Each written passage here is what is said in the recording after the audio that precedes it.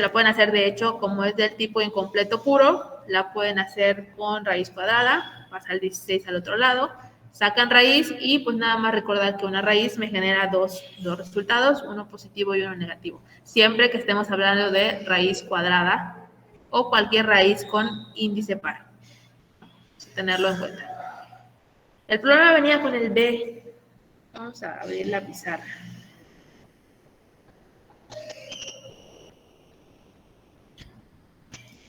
En el B me dan esto.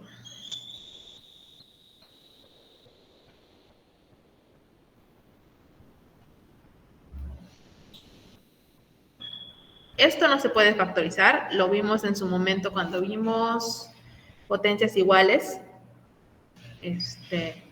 No se puede factorizar cuando las potencias son pares, entonces no se puede. Y si despejo, ¿qué pasaba?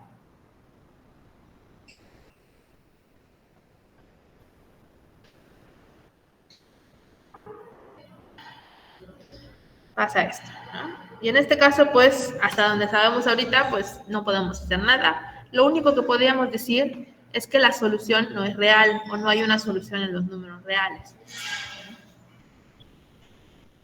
Voy a pasar a la última. Es menos 8. Es cúbica. Menos 8 igual 0. Me imagino que, bueno, hasta las soluciones que vi que algunos hicieron esto.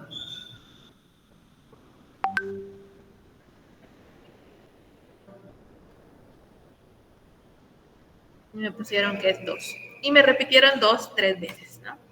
Bueno, 2 sí es una solución en la ecuación, pero faltan 2, como les acabo de decir hace un rato, a partir de las ecuaciones de grado 3, todas tienen sus soluciones distintas. Entonces me hacen falta 2, ¿de dónde las voy a sacar? Si no conocemos otro número que elevado al cubo me dé 8 más que el 2, ¿no? Y hubo quienes hicieron otra cosa, factorizaron esto con potencias iguales, con potencias impares. Aquí, si no me equivoco, era... O sea, aquí les quedaba un trinomio. No voy a hacer ahorita, ¿no? Entonces, lo que hicieron es que, como está igualado a 0, pues esto quiere decir que mi primera solución es x2. Y aquí me queda una cuadrática que resolvieron por fórmula general. Pero al hacer la fórmula general, me queda negativa la raíz. Y entonces, ¿qué significa? Aquí se pudieron haber dado cuenta que esta ecuación cúbica tiene una solución real, que es el 2, y dos soluciones no reales. Pero que también son dos soluciones que existen y cumplen con las mismas características que las soluciones reales. Es decir, si yo elevo esas soluciones al cubo, me va a dar 8. Pero ¿cuál es ese número y de dónde lo voy a sacar? Pues es lo que vamos a estar viendo en este bloque. Resulta, ¿verdad?, que ustedes, en lo que fue el curso de Matemáticas 4, y me parece que también al inicio de cálculo, volvieron a ver la clasificación de los números. ¿Cuál es la clasificación de los números? Los números reales, ¿en qué se dividen?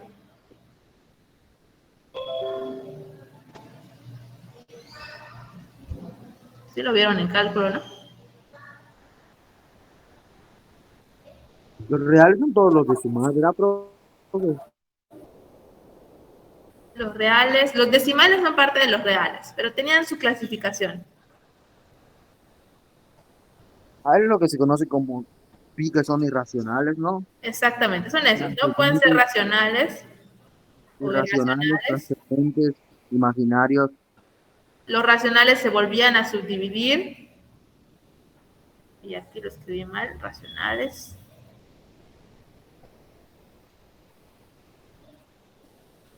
Aquí estaban los enteros, los fraccionarios. Los enteros se dividían en naturales o en enteros positivos y negativos, y por ahí va la clasificación, ¿no? Bueno, resulta ser que pues estos reales, esa clasificación que ustedes conocen, es apenas una pequeña parte de todos los números que existen. Recordando que si llevaron filosofía, por ejemplo, con el maestro Saúl, sabrán que los números en realidad no existen, fueron definidos después, son entes que no son físicos, ¿no? Pero pues existen definiciones de más números aparte de los reales, que esos reales son apenas una pequeña parte de todos los números que existen. De manera que, pues aquí hay otra llavecita.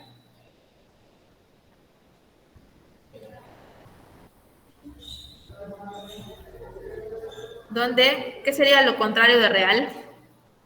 Ya lo dijeron. Irreal, imaginario. Imaginario. Pero aún así, existen los reales y existen los imaginarios, que son una pequeña parte de un conjunto más grande.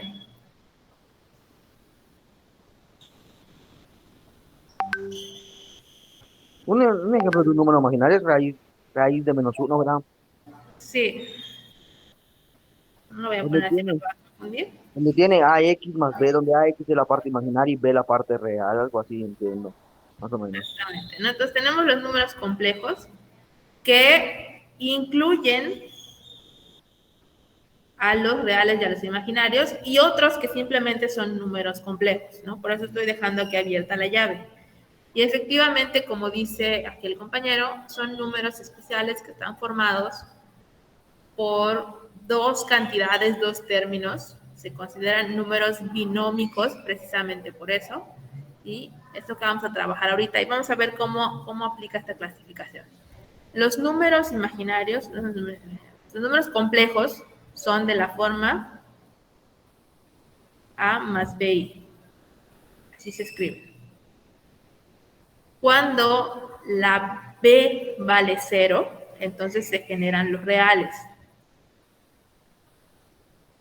Cuando la A vale 0, se generan los imaginarios. Cuando A y B son diferentes de 0, entonces tengo el resto de los complejos que irían por aquí. Entonces, aquí es donde se ve, los reales realmente son números complejos que tienen una característica especial, no tienen parte imaginaria. Y así como hay números reales, están los imaginarios, que por el contrario no tienen parte real.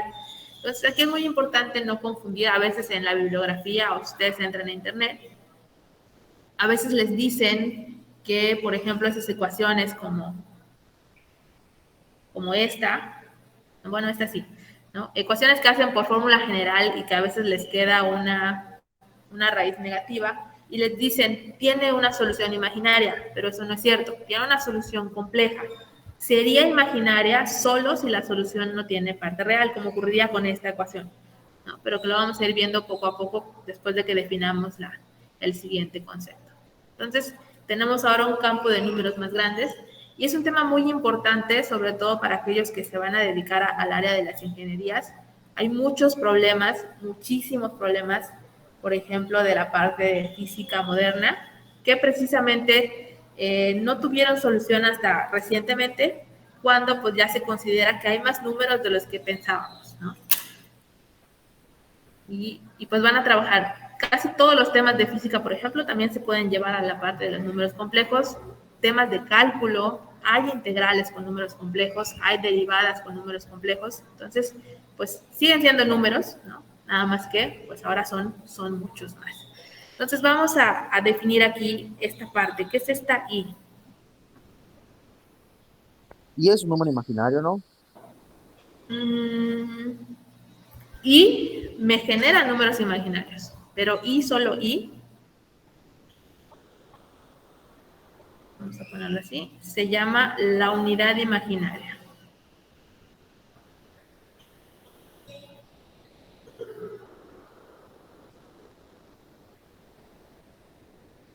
Es I. Y I es igual a la raíz de -1. Siempre, ¿no? Esto es para darle sentido a lo que no tiene sentido en los números reales. Entonces, ahora sí existe un valor para esto y es una I, una unidad imaginaria. Ahora con esta I yo puedo formar números imaginarios. Tengo 1I, 2I, 3I, 4I, 5 cuartos de I, Puedo tener pi y todos estos son números imaginarios, que son parte de los números complejos. Si yo a estos números imaginarios les agrego parte real, pues ya tendría yo, por ejemplo, 3 más 2i, 4 menos 5i. Estos ya son números complejos.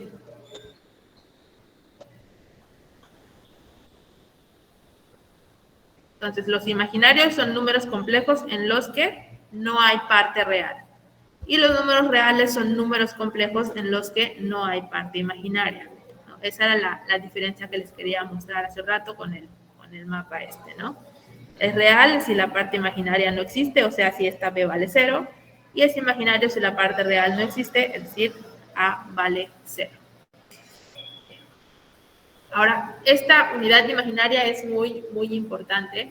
Sigue las mismas propiedades aritméticas que conocemos, y algo que nos va a servir mucho y que lo vamos a ver de una vez, aunque no lo vamos a usar de manera inmediata, pero espero que se acuerden mañana, es operaciones con esa unidad imaginaria.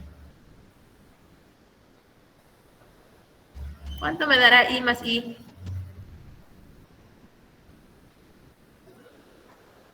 Si sigue las mismas reglas.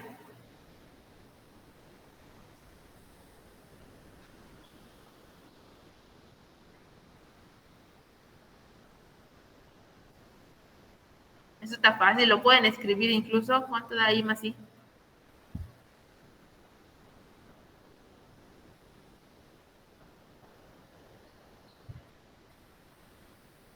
Álgebra básica, matemáticas 1.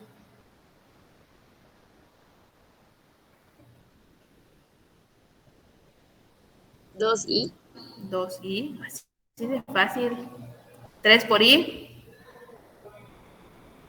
3i. ¿Qué otra operación tenemos? División. La división se las voy a dejar pendiente porque sí aplican las leyes aritméticas que conocemos, pero pues hay una condición que vamos a ver cuando veamos operaciones de los complejos, ¿no? Pero a la que quería yo llegar es a la potencia. I al cuadrado. ¿A qué va a ser igual? I por I. I por I, correcto, ¿no? Pero resulta ser que I al cuadrado no es un número imaginario, es un número real. I es un número imaginario, pero I al cuadrado es un número real. ¿Por qué?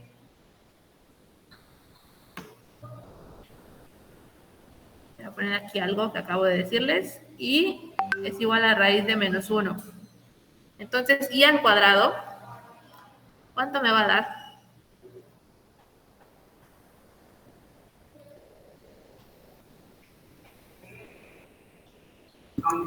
Positivo, creo que es lo mismo positivo. Lo menos, pero positivo. ¿Están de acuerdo?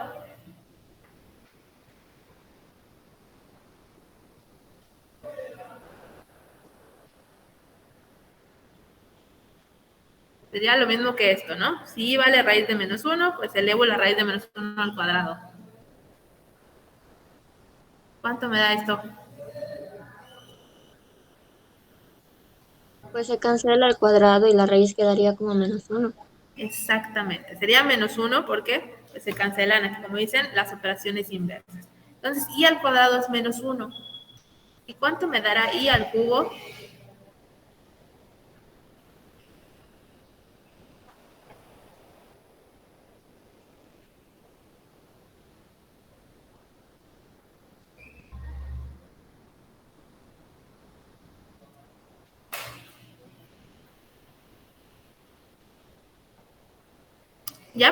Ya teniendo la I cuadrada, esto debería de ser facilísimo. ¿Cuánto me da I al cubo?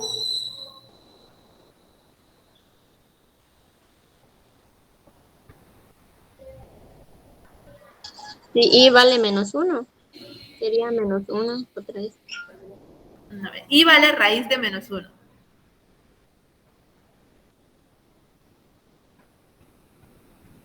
Y aquí probablemente haya confusión. I al cubo es I por I por I.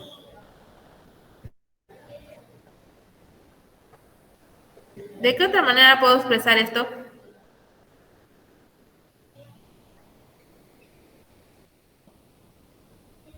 Tomando en cuenta lo que ya conozco. Si yo ya sé cuánto vale I al cuadrado, ¿cómo puedo calcular I al cubo a partir de eso?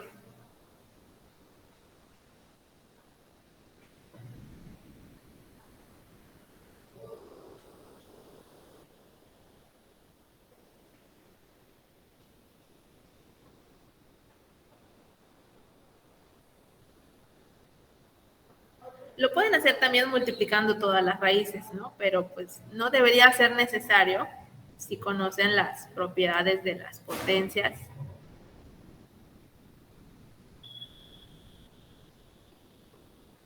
Voy a hacerlo con las raíces, ¿no?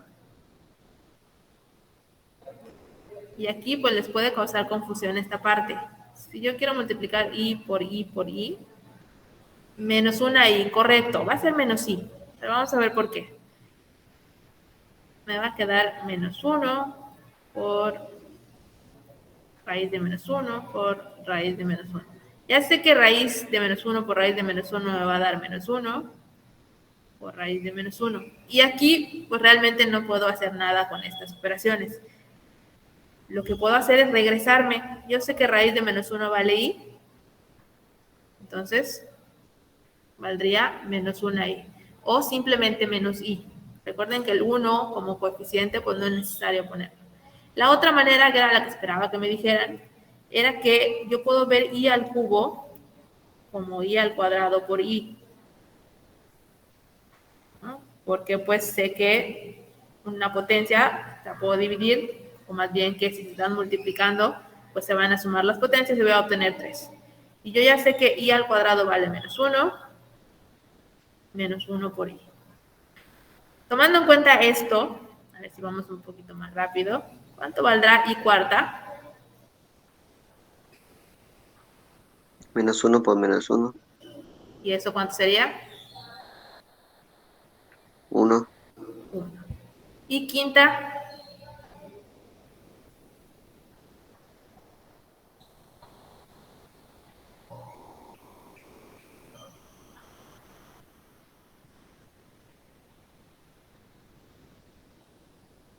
es más fácil todavía. Y, solo I. Y Solo i. Y sexta,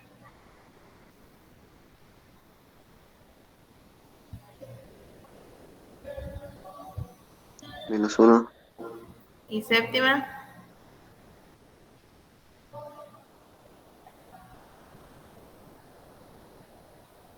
Menos i. menos i. Y si se dan cuenta, pues se va a repetir nuevamente todo. Entonces, llegando aquí, a la i quinta, se vuelve a repetir todo después. ¿Qué es lo que quiero mostrarles con esto? No existen las potencias de i, es decir, están definidas, pero yo no puedo expresar un número complejo teniendo una i con potencia. Si por alguna razón, resultado de una operación, yo obtuve alguna potencia de i, yo tengo que usar su equivalente, que son estos que acabamos de obtener. Ejemplo, si yo hice alguna operación y me quedó esto, operaciones las vamos a ver mañana, o la próxima semana tal vez, y me queda 2i cuadrada. Yo no puedo expresar un número complejo de esta manera. El número complejo menos 3 más 2i cuadrada no existe así como está. Tengo que quitarle la potencia a la i porque no existe un número complejo con potencia. Entonces, ¿qué va a ocurrir? Se queda el menos 3, se queda el menos 2, y en lugar de poner i cuadrada, voy a poner menos 1. Y entonces ese número que yo tenía va a ser 3 menos 2 igual a menos 5. Este sería el número que yo estuviera obteniendo de resultado de cualquier operación que yo haya hecho y que me haya quedado esto. O sea, no puedo dejar esta parte así como está. Entonces, estas potencias de y, al menos las primeras 5, las necesitan para poder transformar los números que ustedes obtengan. Eso cuando veamos operaciones van a ver que vamos a tener potencias de y que yo no debo de dejarlas de esa manera, porque no existe el número complejo con potencias. Es muy posible que el número complejo que tiene una potencia realmente no sea complejo, como ocurrió en este caso. Entonces, tener en cuenta esas potencias de y. Les dije, lo vamos a ver de una vez porque ya definimos potencia de y, pero realmente las vamos a usar hasta que veamos la parte de operaciones. Ahora, estos números complejos se pueden representar de diferentes maneras. La forma binómica, que es la que les acabo de definir.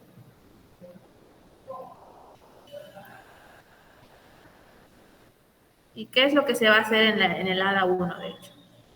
Que por cierto les platico, no les comenté criterios de evaluación, son exactamente los mismos que en todos los bloques anteriores, 50% ADAS, 50% práctica evaluativa. Hay 4 ADAS nada más, perdón, hay 3 ADAS nada más.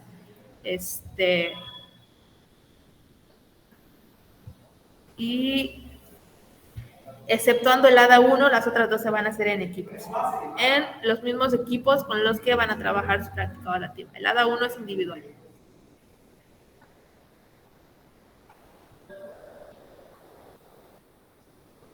Antes de terminar la clase de hoy, nos pasamos al archivo para ver nada más los puntajes de las ADAs. Hay una corrección que hacer. El ADA 3 dice ADA 4, pero en realidad es ADA 3. Entonces, únicamente hay 3 actividades. Entonces, les decía, representación de los números complejos. Forma binómica.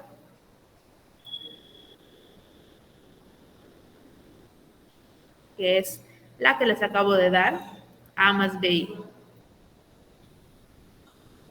Curiosamente, donde A y B son números reales.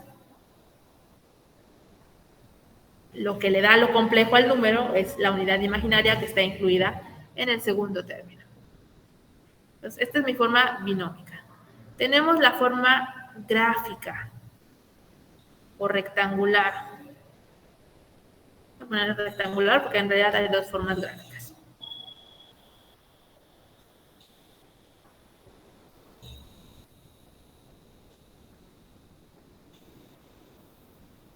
Se llama rectangular porque consiste en formar un rectángulo en el plano cartesiano. Muy, muy, muy sencillo. Voy a ponerlo así por definición. Si yo tengo el número A más BI, le corresponde un punto a coma B. ¿Ya? A va a ser lo que yo me desplace en el eje X y B va a ser lo que yo me desplace en el eje Y. De manera que ubico mi punto y trazo mis líneas auxiliares y por eso se llama representación rectangular. A cada número complejo le corresponde un punto en el plano cartesiano. Vamos a hacer un ejemplo específico. Punto 5 menos 2i, ¿dónde va a quedar? Trazo mi plano y 5 es positivo, 1, 2, 3, 4, 5. ¿En qué cuadrante va a quedar? Mi número complejo 5 menos 2i.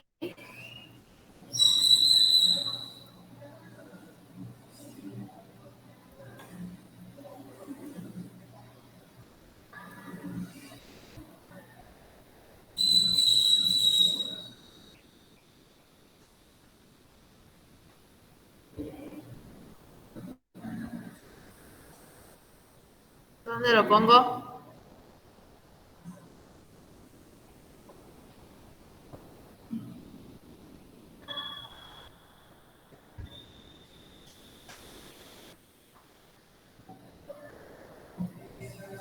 Esta es la parte fácil del bloque. Y yo sé que lo saben. ¿En el 3? En el 3 me dicen, ¿sí? ¿Aquí? Sí. Sería en el 4. En el 4. Recuerden aquí, lo voy a expresar. Le corresponde este punto, el punto 5, menos 2. X positiva, lado derecho, y negativa hacia abajo. Entonces sería 1, 2, 3, 4, 5, menos 2. Aquí quedaría mi punto o mi número complejo. Y aquí está. Tengo que hacer esto, si no, no es representación rectangular. ¿Eh? Es con un rectángulo. Entonces, esta parte pues no creo que tenga problema. Viene directo de la binómica, no pasa nada. La que causa un poquito más de dificultad, no es porque realmente sea difícil, ¿no? Pero sino que ya incluye un procedimiento, es la representación polar. Que si se acuerdan de algo de física, van a ver que tiene relación con lo que vimos cuando vimos vectores. ¿Sí se acuerdan de vectores? Ahí.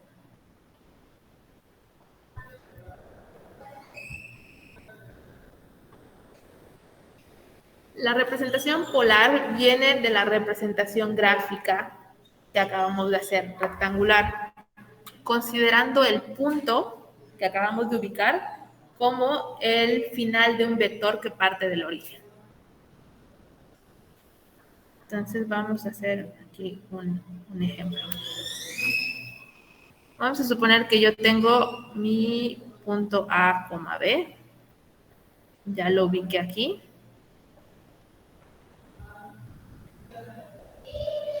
Aquí está la representación rectangular y aquí está el punto A, B, que viene del número complejo A más B.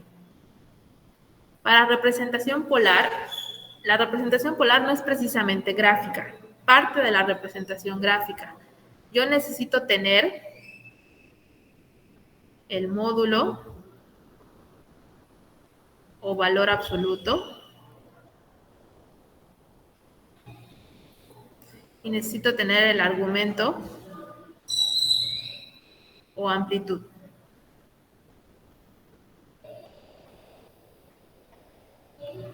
Entonces voy a poner esta parte. El módulo o argumento viene siendo la longitud del vector.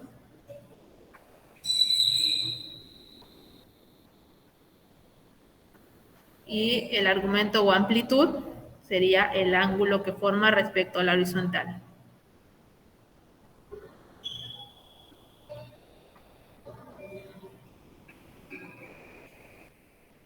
Específicamente a la horizontal positiva.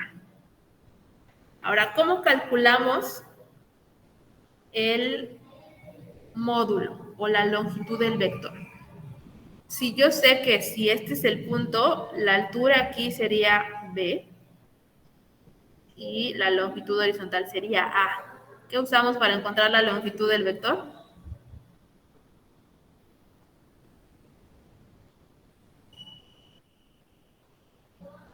Se llama R, por cierto. Vamos a ponerlo aquí. R y la amplitud la vamos a llamar teta. ¿Qué usamos? Teorema de Pitágoras. Teorema de Pitágoras, exactamente. Entonces sabemos que esta longitud, que sería el módulo valor absoluto R, va a ser igual a la raíz cuadrada de A al cuadrado más B al cuadrado. Y necesito el ángulo que se forma respecto a la horizontal. Que aquí sí se los voy a recordar, pero también es algo que vieron en Matemáticas 2, algo que vimos en física cuando vimos vectores. Si yo quiero saber el ángulo que forma con la horizontal, pues era la tangente inversa de B sobre A. Entonces, si yo tengo el número complejo en su forma binómica, lo puedo transformar a su forma polar. Calculo el módulo, calculo el argumento y el número en su forma polar va a ser este. A más BI es igual a R por el coseno de teta más I veces el seno de teta. Ya tengo R, tengo el ángulo, únicamente sustituyo. Entonces, en su forma polar, los números tienen esta forma. Vamos a hacer una conversión. Si yo tengo el número, déjenme lo pienso. 2 más 2i. Este es un número complejo en su forma binómica. Lo quiero pasar a su forma polar.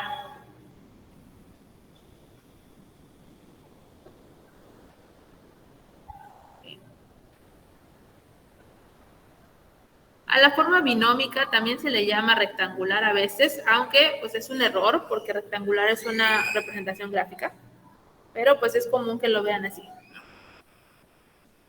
Entonces, ¿qué necesito?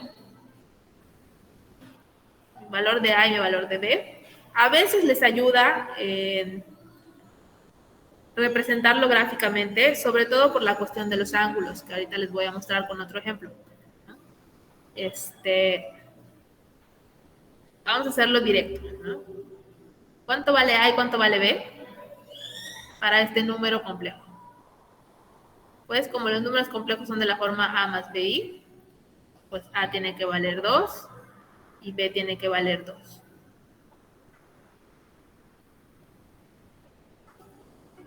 Entonces uso mis fórmulas y yo sé que el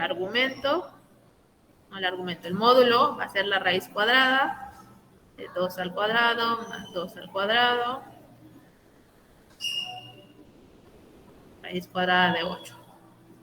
Importante, no vamos a trabajar con decimales, así que se queda raíz de 8. Y mi ángulo o mi argumento va a ser la tangente inversa de 2 sobre 2. ¿Cuánto da la tangente inversa de 1? Van a necesitar su calculadora.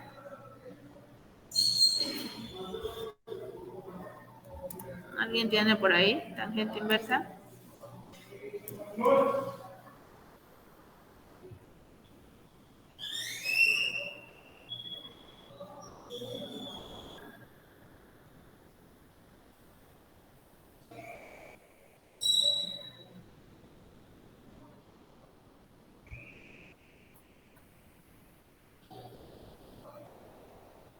Me dio 45. 45 grados, gracias. Entonces hay un ángulo de 45. Y aquí viene algo muy importante que también debieron haber visto en física. Esta función tangente inversa en las calculadoras siempre me da ángulos agudos, ya sean positivos o negativos. Sin embargo, sabemos que en el plano cartesiano, pues yo puedo tener ángulos de más de 90, de más de 180, incluso de más de 360 si damos 2 vueltas. Y entonces tienen que ubicar el punto o el número en el cuadrante que le corresponde para tomar adecuadamente el ángulo. En este caso, este número complejo, ¿en qué cuadrante está?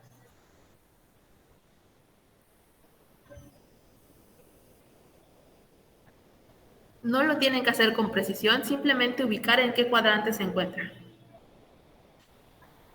¿En qué cuadrante va a estar entonces? En el primero. En el primero, ¿no? Entonces quiere decir que aquí está mi punto y este es el ángulo que mide 45 y esto mide raíz de 8. ¿Qué quiere decir? Que voy a mover esto aquí abajito para que yo pueda poner aquí la respuesta, ¿no? Entonces me dijeron que queda en el primero, raíz de 8, y ya sé que el ángulo mide 45 porque en este caso está en el primer cuadrante. Pero en el ejemplo que vamos ahorita les voy a mostrar por qué es importante ubicar en el plano, ¿no? Entonces, si ya tengo R, ya tengo mi ángulo que sí es 45, aquí termina, pues mi número en forma polar va a ser raíz de 8 por coseno de 45 más y veces el seno de 45 grados. Este es mi número en forma polar y así se queda. Después vamos a ver que tengo que convertir a veces de forma polar a forma binómica, que esa parte es sencilla, pero que van a necesitar su calculadora. Para convertir de forma polar a forma binómica, lo único que tienen que hacer es resolver esto. Calculan el coseno de 45 y lo multiplican por raíz de 8, les debe de dar 2. Calculan el seno de 45, lo multiplican por raíz de 8, les debe de dar 2 y multiplicado por la i les queda 2i. O sea, deben de poder regresar a el número que tenían inicialmente. Aquí algo muy importante para esto que vamos a ver nosotros en álgebra ahorita. Pueden usar su calculadora sin problema, nada más que si ustedes ponen ahorita coseno de 45 en su calculadora, les va a dar 0.7. Pueden usar decimales, pero ¿eso qué va a hacer? Que si ustedes multiplican luego 0.7 por raíz de 8, les va a dar 1.97, ya no les va a dar 2. Entonces, para evitar tener esos errores, vamos a usar ángulos notables. ¿Sí vieron ángulos notables en matemáticas 2? ¿O los han visto alguna vez? Hay ángulos especiales que tienen valores conocidos. Son el de 45, el de 30 y el de 60, el de 90. Y todos los ángulos cuadrantales que vamos a ver en trigonometría el próximo semestre. Pero pues si no los conocen, ustedes vienen aquí al buscador y ponen funciones trigonométricas de ángulos notables o especiales, como aparece por ahí. Y van a usar el valor exacto de esas funciones, o sea, no en punto decimal. Por ejemplo, para que se vea bien. Aquí me dice que el coseno de 45 es raíz de 2 sobre 2. Entonces, si yo me quiero convertir mi número polar a su forma binómica y tengo un ángulo notable, lo que voy a hacer es raíz de 8 por, en lugar de coseno de 45, ya sé que es raíz de 2 sobre 2, más seno de 45 es también raíz de 2 sobre 2, y por la i que estaba aquí adelante. Y entonces resuelvo. ¿Cuánto da raíz de 8 por raíz de 2? A ver si recuerdan estas propiedades. Son importantes, nos van a servir mucho también en trigonometría el próximo semestre. ¿Qué podía yo hacer cuando estoy multiplicando dos raíces del mismo índice?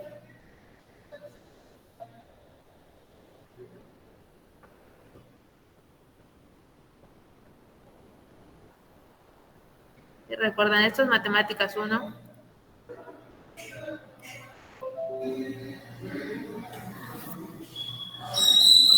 Obviamente si lo ponen en su calculadora les va a dar, pero se los voy a recordar por aquí. Raíz de A por raíz de B es lo mismo que la raíz de A por B. O sea, raíz de 2 por 8 me va a dar 16.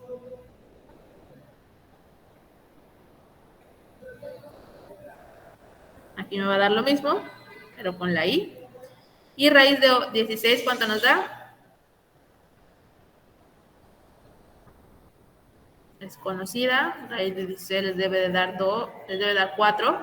Y 4 entre 2 les va a dar 2. Y aquí igual 2. Y recuperamos el número. ¿Por qué les comento esto de los ángulos notables? Porque está preparada la actividad para que ustedes los usen. Aquí se los voy a mostrar. Y antes de que nos vayamos, les tengo que mostrar también la parte de los ángulos, que no sé si recuerdan. Aquí les describen cómo encontrar esa parte de los ángulos y el argumento y el módulo. Pero en el ADA en algún momento les piden convertir números que están en su forma polar a su forma rectangular o binómica. Y todos estos ángulos, 30, 180, excepto el 20, 60, 90 y 45, todos son ángulos notables. Entonces, para estos 5 tienen que usar su valor exacto para dar el valor en su forma rectangular. Ahora vamos con el otro ejemplo que les decía de por qué es importante ubicar en el plano. ¿Qué pasa si yo tengo el número menos 2 menos i? Y lo quiero pasar a su forma polar. En este caso, a, que sería la parte real, vale menos 2. Y b, que es el coeficiente de la unidad imaginaria, valdría menos 1. Voy a ir un poquito rápido porque como que se nos está acabando el tiempo y todavía nos falta ver algunas cosas. Tengo mi A y mi B. Entonces mi argumento va a ser raíz de menos 2 al cuadrado más menos 1 al cuadrado. Esto me va a dar raíz de 5. Y mi argumento me va a dar tangente inversa de menos 1 entre menos 2. ¿Cuánto me da esa tangente inversa?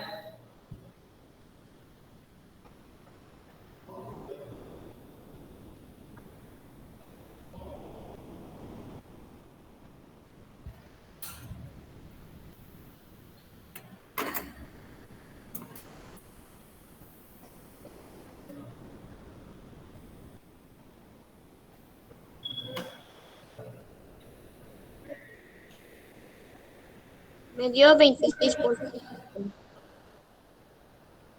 Exactamente, 26.56 grados aproximadamente, ¿no? Hay más decimales, pero vamos a tomar 2. ¿Cuál es el problema aquí? Este no es realmente el argumento que le corresponde a este número. Porque ¿en qué cuadrante se encuentra este número?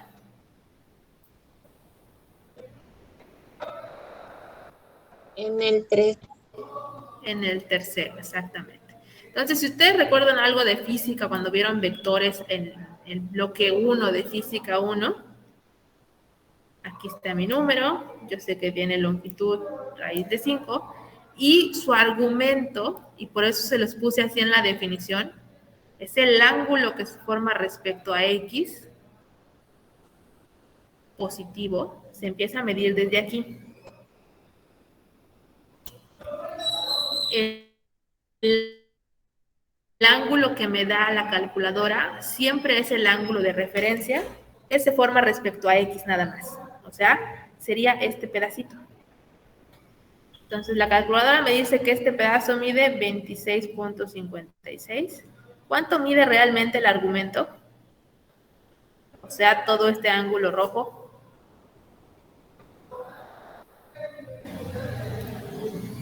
206.5.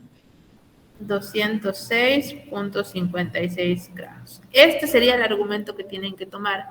Si ustedes ponen este y luego quieren regresar a la forma polar, les va a dar positivo los dos. Y están viendo aquí que deben de ser negativos. Entonces, es muy importante que hagan esto, ubicar el cuadrante. Les digo, no tienen que hacerlo de manera precisa y poner el punto donde debe estar. Simplemente ubicar en qué cuadrante se encuentra.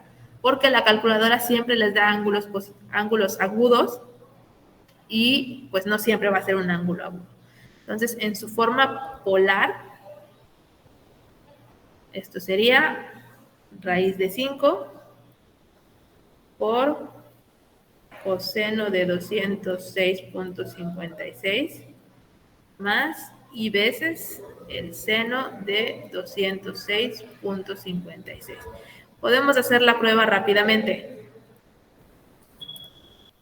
Si ustedes tomaban el valor que la calculadora arroja, que es 26.56, y calculan el coseno de 26.56, al revés.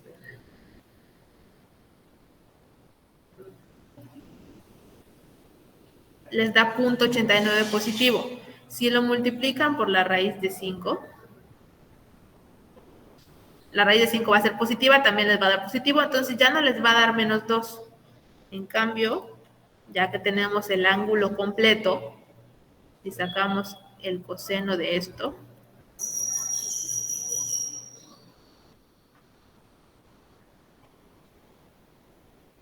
me da negativo, que es lo que necesito para que realmente represente a este número.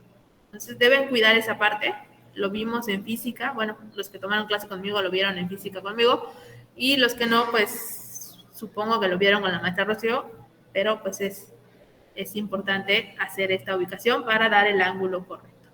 Siempre pueden hacer eso, comprobar que este número sea igual a esto, para asegurarse de que lo tienen de manera correcta. Bien, entonces esta es la forma polar. Necesito el módulo, necesito el ángulo Y luego, pues hay una estructura en la que voy a acomodar esos dos valores para poder expresar en forma polar. Les repito, si quiero irme a forma rectangular, pues únicamente resuelvo el coseno, multiplico por el módulo y obtengo la parte real, resuelvo el seno, multiplico por el módulo y obtengo la parte imaginaria. ¿Hasta aquí hay alguna pregunta?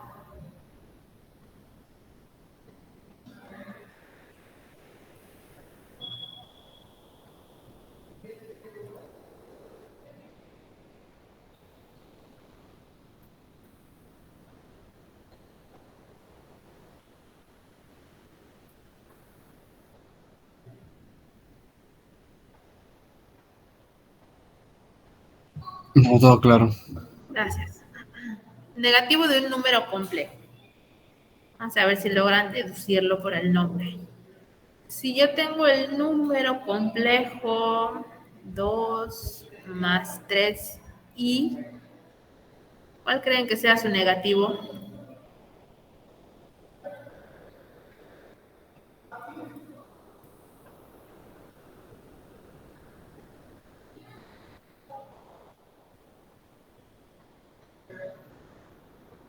¿Cómo funcionan los números reales?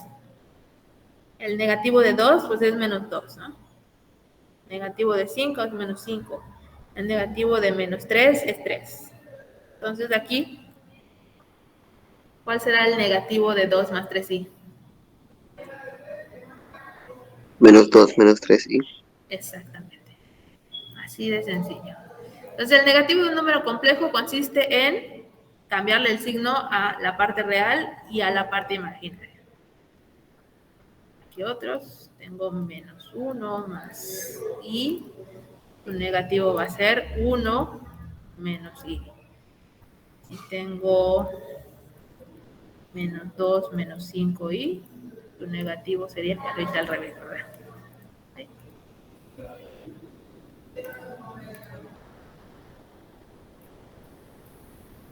El negativo sería 2 más 5i.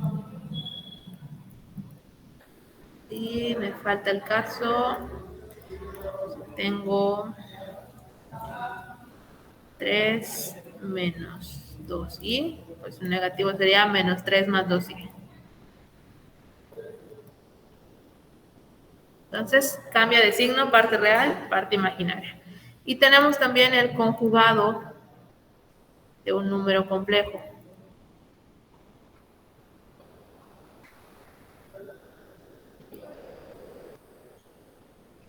Aquí esta palabra conjugado ya la hemos usado antes, cuando vimos factorización de diferencia de cuadrados.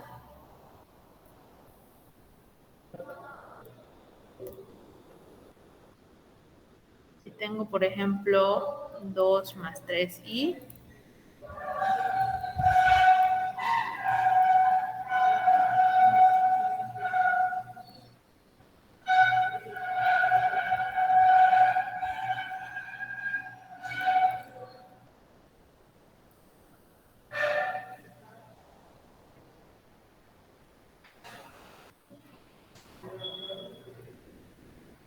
¿cuál será el conjugado?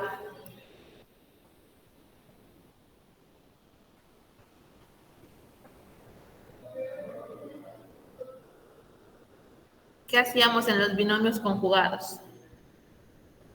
¿Se acuerdan de esa parte?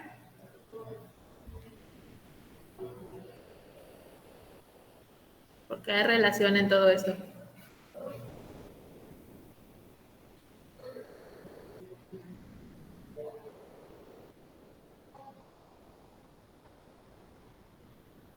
¿O cuando dos binomios eran conjugados?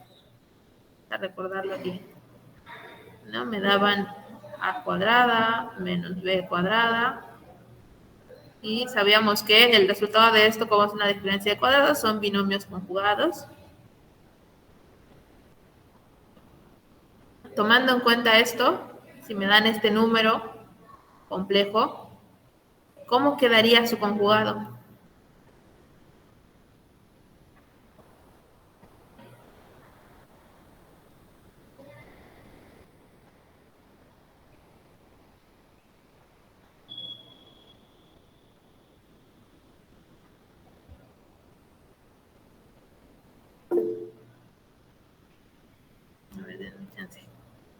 Me dicen 2 más i.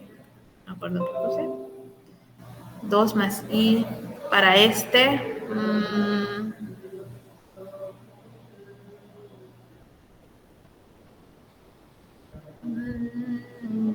¿Y el 3? ¿Dónde quedó?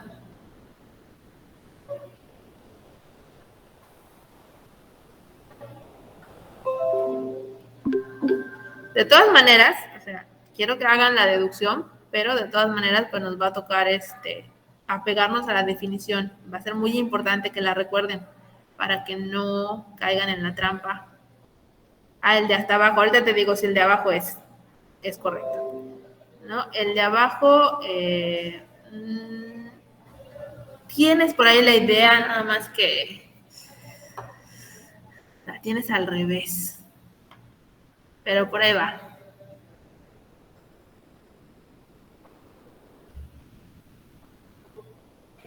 A ver.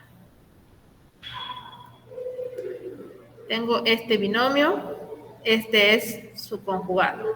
Entonces, tengo 2 más 3i. Su conjugado sería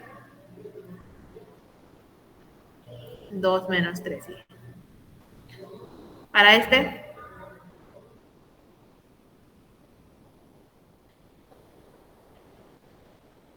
que ya hice el fácil.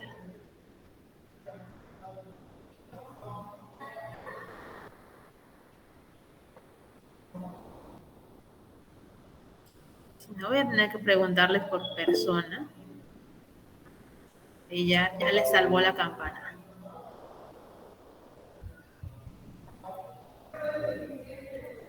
Menos 1 más 4i me dicen aquí. Exactamente. Sería menos 1 más 4i. Y entonces lo que está ocurriendo para obtener los conjugados, y aquí es donde viene la parte importante, es que hay un cambio de signo, pero únicamente para la parte imaginaria. Gracias, ¿es correcto? Cambia de signo la parte imaginaria. ¿Por qué les comento que es importante que se apeguen a la definición y no solo a la forma que estamos deduciendo ahorita? Quedaría menos 2, cambio parte imaginaria, me queda menos 1. ¿Qué pasa si yo les pido el conjugado? Ah, correcto, gracias.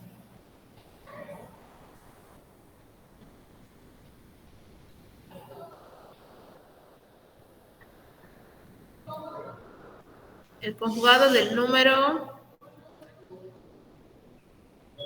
menos 8. ¿Cuál sería? Recuerden que menos 8 es cierto que es un número real, pero como vimos al principio de la clasificación, también es un número complejo. ¿Cuál sería su conjugado entonces?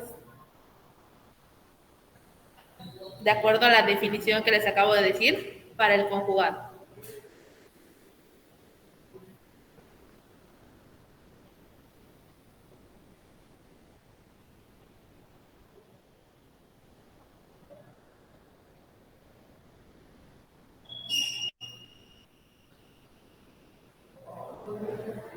Por otro lado, ¿cuál sería el conjugado de 2i?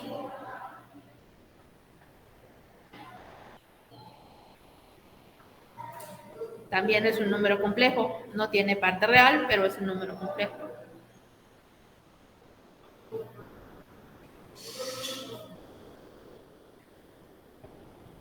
¿Qué dicen? ¿Qué hicimos aquí? Para obtener el conjugado, cambiamos el signo de la parte imaginaria.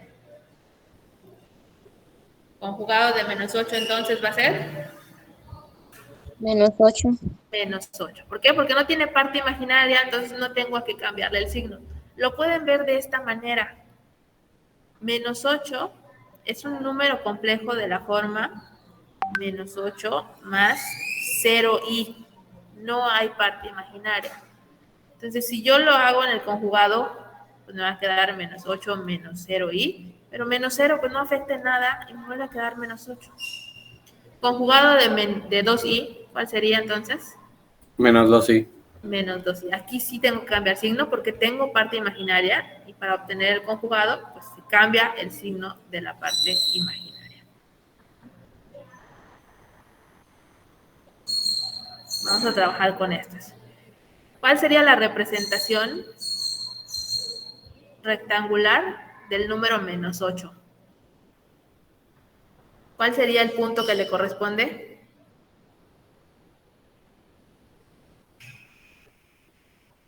Recuerden, les dije, a todo número complejo le corresponde un punto en el plano cartesiano.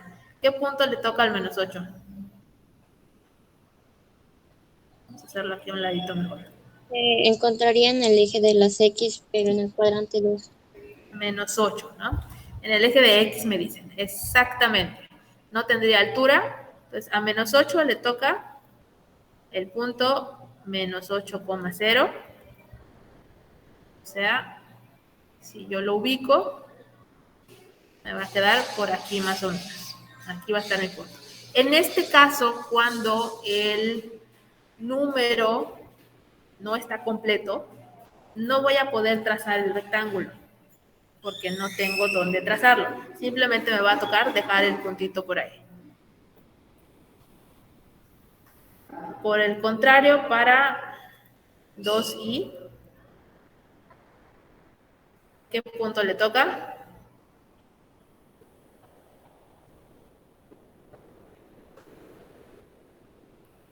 En el eje Y. El eje Y, pero ¿cuál sería el punto? En la parte de abajo. En la parte de los negativos. Parte de los negativos. Pero, No, positivos, perdón. pero ¿cuál sería la coordenada? Porque luego no la están trabajando. 0, 0,2 ya me dijeron por ahí, correcto. Recuerden que es la parte real me da el punto X y la parte imaginaria me da la Y del punto.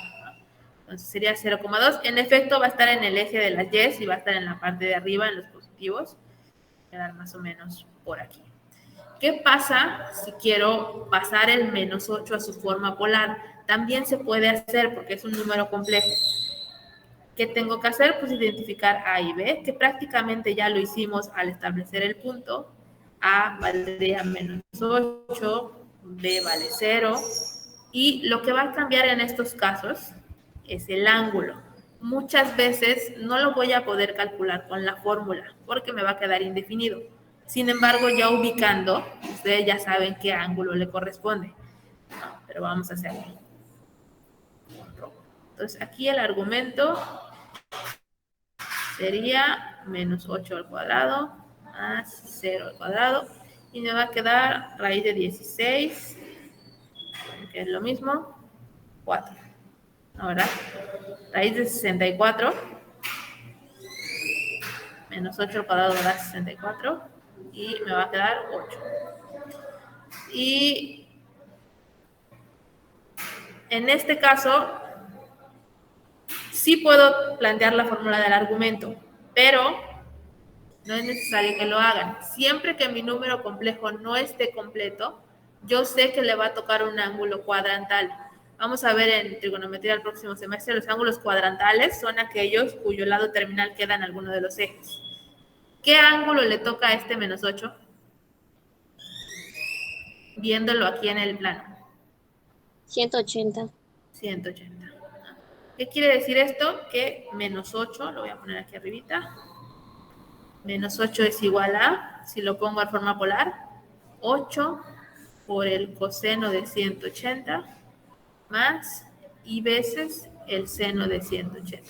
Y lo pueden verificar, seno de 180 va a dar 0, lo que quiere decir que la parte imaginaria va a desaparecer, y coseno de 180 va a dar menos 1, que multiplicado por 8 me va a dar el menos 8. En este caso, vamos a hacer el argumento. Aquí lo escribí mal. Vamos a calcular el módulo primero. Me vale 2. Y mi módulo va a ser raíz de 0 al cuadrado más 2 al cuadrado. Al final me va a dar 2. ¿Y qué argumento le corresponde a este punto?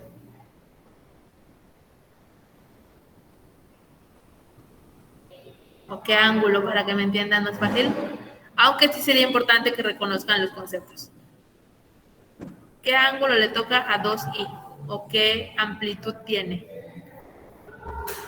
90 grados. 90 grados. Entonces ya sé que 2i es lo mismo que 2 por coseno de 90 más i veces el seno de 90. Y lo pueden comprobar, coseno de 90 les va a dar 0, seno de 90 les da 1, 1 por 2, 1i por 2 les va a dar 2i. Y pues con esto tenemos toda la primera parte de números complejos. Me voy a pasar rápidamente al ADA para que vean todo lo que tienen que hacer. ¿Y por qué va a ser individual? Porque realmente es muy sencilla.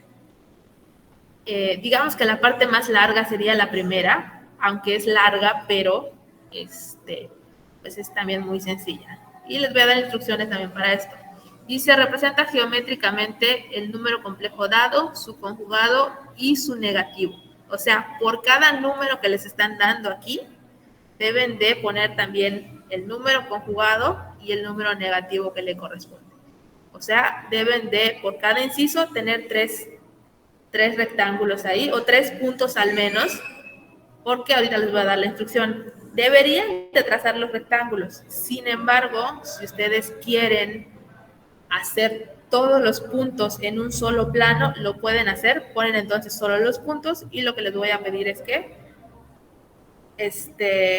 usen colores para identificarlo. Va a quedar súper achocado, pero pues hay quien me va a decir, no lo puedo hacer todo en el mismo plano. Sí lo pueden hacer, nada más que pues queden bien identificados.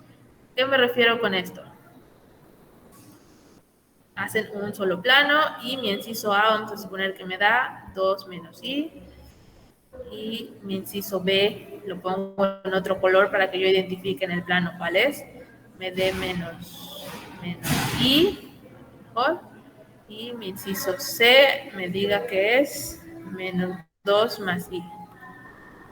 No, esto no, porque no me va a funcionar. 3 más i. Entonces, ¿qué hago? Pues con negro voy a poner 2 menos i, que sé que le toca al punto 2 menos 1. O sea, por aquí. Este sería el punto dado. Su negativo sería menos 2 más i, que sería el punto menos 2,1. O sea, aquí va el negativo. Y su conjugado sería 2 más i, y su punto sería 2,1. O sea, aquí. Estos son los 3 puntos que le corresponden al inciso A. Si lo hacen un plano cartesiano por cada punto, pues ahí sí pueden hacer sin problema sus rectángulos. Paso al inciso B. El punto que le toca al inciso B sería 0 menos 1. O sea, aquí ubico y aquí va mi primer puntito. Su negativo sería más i, o sea, le toca el punto 0,1. Pongo su negativo acá. Y su conjugado sería más i, o sea, vuelve a quedar aquí. En este caso solo voy a tener 2 puntos. Paso al tercer punto y el punto le corresponde 3,1. Ubico aquí 3,1. Negativo sería menos 3 menos 1. Entonces, menos 3 menos 1, por aquí el negativo. Conjugado 3 menos 1. 3 menos 1, conjugado aquí. Entonces, por cada inciso que les den, deben de ubicar los 3 puntos o rectángulos, dependiendo de si van a trabajar un plano por cada punto o si van a trabajar un mismo plano para todos los puntos. Entonces, a esto se refiere esta primera parte. Entonces, por cada uno son 3. La parte 2 calcula el módulo del argumento para convertir a su forma polar. O sea, aquí está implícito, si tienen que dar forma polar, pues tienen que hacer esta parte del módulo y el argumento. Y la parte 3, que es convertir estos que están en forma polar a su forma rectangular o binómica, que como les dije, no pueden usar decimales excepto para porque no es un ángulo notable. Para estos 5 tienen que usar los valores exactos, que son estos que les dan cualquier tabla que ustedes busquen de ángulos notables. ¿Alguna pregunta hasta aquí? ¿Dudas, comentarios? Individual, cada uno.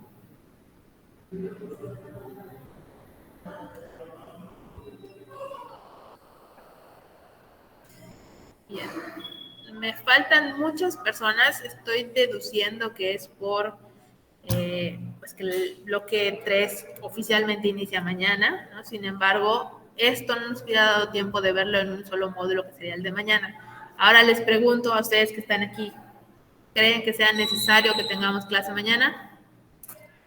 ¿O dedican a hacer su ADA 1?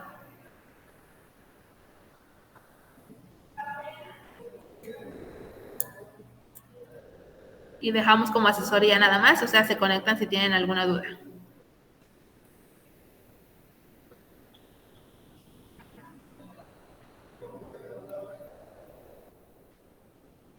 Si Yo nos pienso conectan. que podría ser asesoría, ¿no? Ok, sí, porque les iba a comentar, si nos conectamos todos para clases, sería para seguir viendo ejemplos de esto mismo, es decir, no vamos a adelantar nada. Pero yo creo que no es tan complejo y que sí sería bueno que primero pues lo intentaran, y si hay duda, pues pueden entrar, sin problema. Entonces, dejamos la sesión de asesoría mañana. Si tienen duda, entran. Si no, no va de pase de lista. Los que van a estar en presencial, pues ya saben que se supone que en ese módulo es para que ustedes desarrollen su ADA. Y si tienen dudas, pues ahí voy a estar. Y vamos a hacer pase de lista rápidamente. Les comento también a partir de ahora que tenemos internet, pase de lista va a ser verbal, o sea, los voy a llamar en algún momento de la clase para que estén pendientes. Es a partir de mañana, obviamente. Hoy, porque aunque sí voy a hacer registro de lista, pues sí estaba contemplado que a lo mejor muchos no se conectaran por lo que les acabo de comentar, ¿no? Oficialmente, de acuerdo al calendario, pues hoy es el último día de periodo de evaluación y el bloque 3 empezaría mañana. Sin embargo, por nuestro horario, pues solo hubiéramos tenido el módulo de mañana en esta semana y pues sí nos hubiéramos atrasado un poco y por eso nos adelantamos un poquito. Y sé que muchos maestros también ya están dando clases desde hoy, así que pues se supone que debieron de entrar, ¿no? Entonces ya a partir de